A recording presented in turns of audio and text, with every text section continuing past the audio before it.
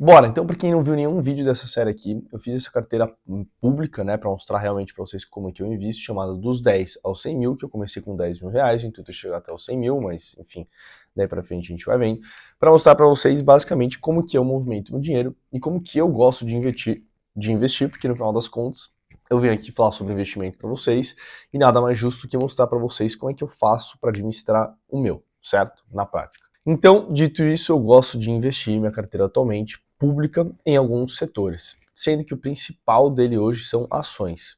Uma ação brasileira e a maioria no exterior. Então eu tenho uma pequena porcentagem em fundos imobiliários, outra bela porcentagem em criptomoedas, que eu vou comentar o porquê disso também, e uma pequenininha parte em renda fixa. Como cada ativo que eu compro é em uma plataforma diferente, então na Rico, por exemplo, na Avenue, lá, eu faço um conjunto em todas no aplicativo que eu assino, que é a Kinvo. Então, eu consigo consolidar todas as posições em uma, tá? E as posições são ações, renda fixa, fundos imobiliários brasileiros, e eu compro na Rico, né? Então, ações internacionais eu compro na Avenue. E Bitcoin, hoje eu estou comprando bela parcela dela na Nubank, tá? Pela facilidade que tem, tá? Mas eu tenho conta na Binance no mercado Bitcoin, por serem muito complicados e complexos de mexer para mim, para o Matias, eu prefiro ir pela simplicidade da Nubank, tá? Então eu vou abrir meu extrato aqui para vocês, como que foi muita coisa, eu vou comentando o que eu fiz, o porquê eu fiz, etc. Começando com a Braskem, que é a BRKM5, tá? Para quem me acompanha ou não me acompanha no Insta, eu montei uma tese sobre investir nessa empresa, né? E ao longo do tempo, os fundamentos dela foram se esvaziando, perdeu a credibilidade com os resultados. Teve a questão mais recente, né, do juiz condenar a Braskem a indenizar o estado de Alagoas por afundamento do solo. Enfim, isso é mais uma quebra, né, para a empresa, né? E era uma tese de comprar e esperar um momento certo para vender, não era buy and hold, e que a gente gosta de falar, eu gosto de falar, por exemplo, que é set and forget, né? Set and forget it. Então, como vou falar da Coca-Cola, por exemplo. Então, eu me desfiz da Braskem e praticamente apliquei esse valor em Bitcoin e no fundo imobiliário, que é o MCC11, que é um fundo de papel, tá? Bitcoin, uma das minhas maiores posições, para quem não entende muito, ou enfim, é uma moeda digital que vai passar por mais um halving, tá? Esse tal do halving acontece de 4 em 4 anos, em que os bitcoins são minerados. Ou seja, se tem 1000 bitcoins, por exemplo, e depois essa mineração passa a ter 800 bitcoins, tornando a moeda cada vez mais escassa. E é nesse halving que acontece esse processo, que acontece esse boom e os preços sobem muito. Historicamente, já chegou a mais de 2000% de valorização desses halvings. Só um entre aspas aqui, quem quer entender um pouquinho mais sobre esse halving, mais sobre Bitcoin, tem uma aula bônus que eu coloco no meu curso chamado Viver de Investimentos, que eu explico absolutamente tudo direitinho, todo o track record do Bitcoin, enfim. Se você quiser, o link está na bio aqui. Então essa minha estratégia está sendo colocar cada vez mais e ir concentrando boa parte dali nos bitcoins, tá? Eu resgatei o fundo também Velho Jones, que era um fundo de papel logístico, que é um fundo que meio que foi esquecido, então eu preferi procurar uma gestão mais ativa mesmo, e aí eu acabei realocando no MCC11, tá? Eu comprei Coca-Cola, é uma empresa sólida, paga os dividendos trimestralmente, e eu preferi juntar o capital nela e na Disney, tá? Disney eu sempre comento aqui com vocês, e pelo Insta também bastante, tá? É uma das empresas favoritas no mundo por N motivos, mas o que mais me chamou a atenção recentemente foi a forte queda dela. Ela passou de 100 tralalá, foi para 82 dólares o preço de uma ação. Agora hoje deve estar uns 90 e pouquinhos, tá? Mas principalmente pelo pronunciamento do seu CEO, que ele disse que para os próximos anos ele vai investir na qualidade, na melhora da experiência dos clientes nos parques temáticos pelo mundo, aumentando a expansão de parques no mundo e a melhora principalmente da qualidade de produção de filmes e séries da Disney, tá? Então, focando em títulos mais reconhecidos. Para quem consome o conteúdo e consome a Disney, esse pitch do CEO foi como escutar um sinfônico ronco de um V12 aspirado, monstruoso.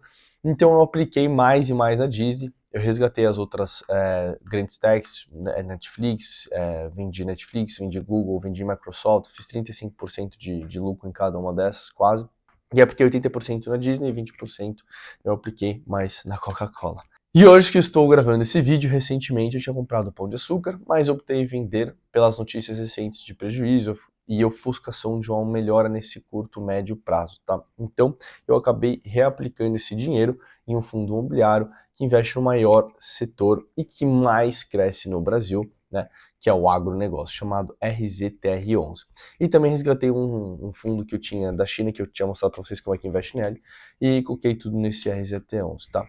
Inclusive, quando eu estava trabalhando no Itaú BBA, eu fiz várias ofertas primárias de CRA e LCA, que são certificado de recebíveis do agronegócio e letra de crédito do agronegócio, para empresas do agro no Brasil, tá? Dessas ofertas que eu fazia, a gente pegou bastante do agronegócio, ó. O Itaú tem mais de 300 profissionais no agro, mais de 2.400 clientes no agro do BBA, 500 milhões de ofertas, né? Enquanto teve retração econômica, o PIB do agronegócio teve um crescimento de 24% do ano anterior, de 2020 para 2021.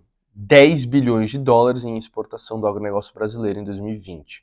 Aumento de 4,1%, aumento de 4,1% de 2019 para 2020, 17,3 milhões de pessoas empregadas pelo agronegócio brasileiro, 26% de participação do agronegócio do PIB brasileiro em 2020 para 2021, e ele só cresce. Então, além de eu estar bem, Sabesp, Jales Machado, Rapvida, sei lá, fiz várias coisas aqui para eles, mas enfim, então é um setor que eu gosto bastante, é um setor que me trouxe bons frutos, tá?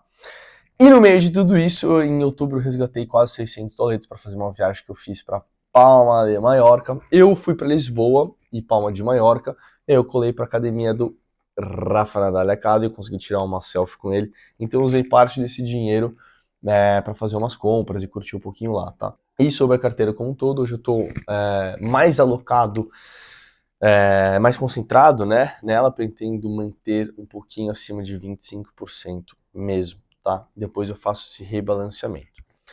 Sobre criptomoedas, tirei esse print aqui, mas eu tô com 25 mil um pouquinho mais, tá? Preciso atualizar só, mas devo estar com uns 32 mil agora.